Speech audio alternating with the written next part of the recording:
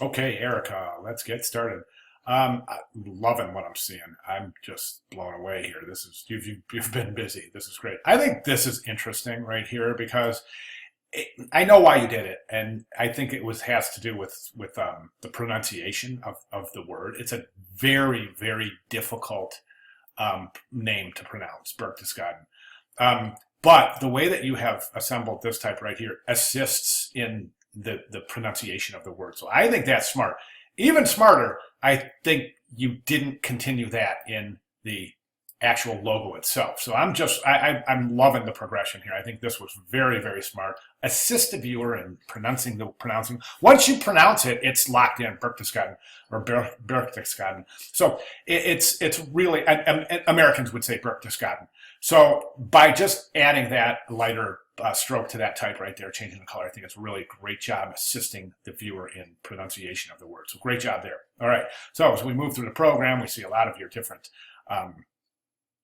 inspirational images. And I think this was smart, kind of like giving a sneak preview as to where you're going with the graphics themselves. So, and then it sneaks up on us and it says, and all of a sudden, well, that's the logo. That's part of the logo. So that's very cool.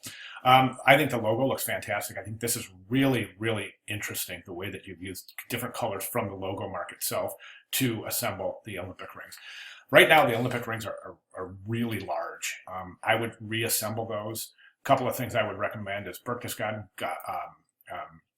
kerning, letter spacing there is really done well. I think it's fantastic.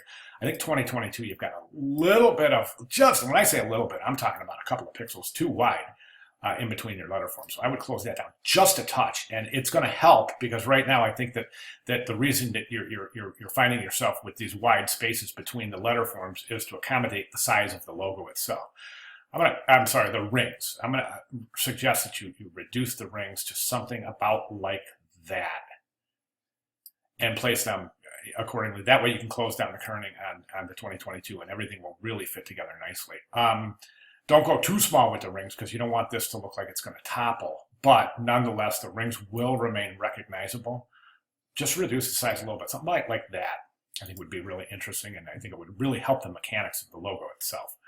Right now, the rings are in direct competition with the mark, so you want to reduce that in terms of scale so that we can really reinforce hierarchy here. Nice presentation, great job, good job showing the typefaces. Right here in this logo presentation right here, I'd go ahead and show your colors too. Show your color palette, accepted colors. Let's go ahead and move on to, these are fantastic.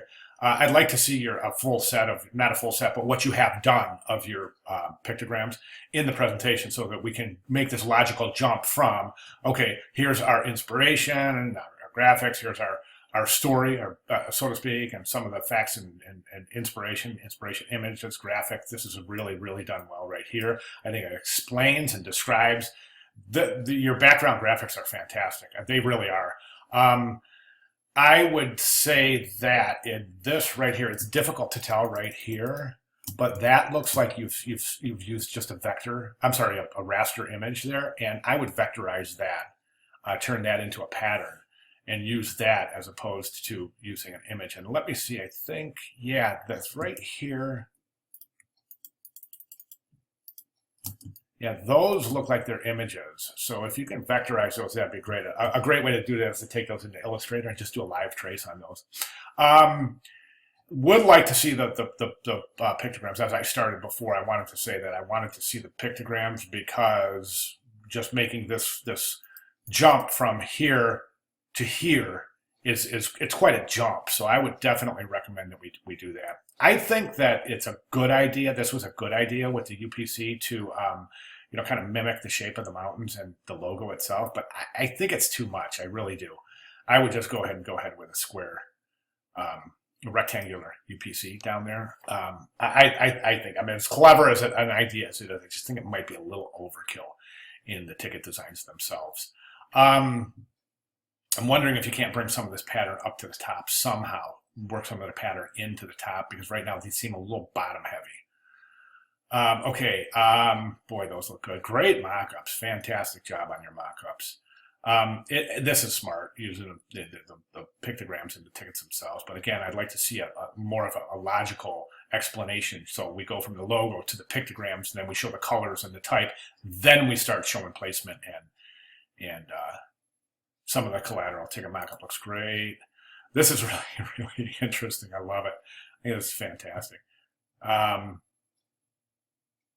This is so interesting that that's the burger and those are the fries. That's just really, really clever. Very, very clever, Erica. That stuff like this, I'm going to be honest with you, okay? Stuff like this is going to get you hired as a designer because that is just very, very clever.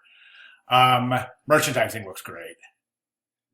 You got several different T-shirts, and you got so much you can do here with these. Look fantastic. I mean, I'm just loving what I'm seeing so far. So I'm just going to say, keep doing what you're doing. It's fantastic. But just take those little comments that I made and try to work some of the logical transitions in here, and mainly being, you know, your color palettes, your pictograms, and how you went from point A to point B, specifically from the logo mark to the tickets. So we need those palettes, and you know. I'd say right here, this page, somewhere in this page or the next page, group these together. So we have the typefaces, we have the colors, we have the accepted colors, and then talk a little bit about your background pattern. Actually, you already did. You did right here, didn't you? Yes. Textures I pulled from, yeah, that's great right there. So I'm wondering if we can't do a little bit, right now you're describing this in terms of your background, kind of your research work, but right here you get into the logo development, the mechanics of the logo. So I think that when we talk about the logo, we show the color palettes of the logo, we show the typefaces, the accepted uses of the typeface, and then move right into the pictograms and kind of transpose this reasoning right here over here so we can group it with the other graphics, the logo, the typefaces, the color choices, the pictograms, and the background kind of fifth element, as it were. Okay, I'm really pleased, Erica. I really am. I'm blown away, actually. I think you're doing fantastic work. And you just keep it up. You're doing fantastic. Any questions? Let me know. Thanks.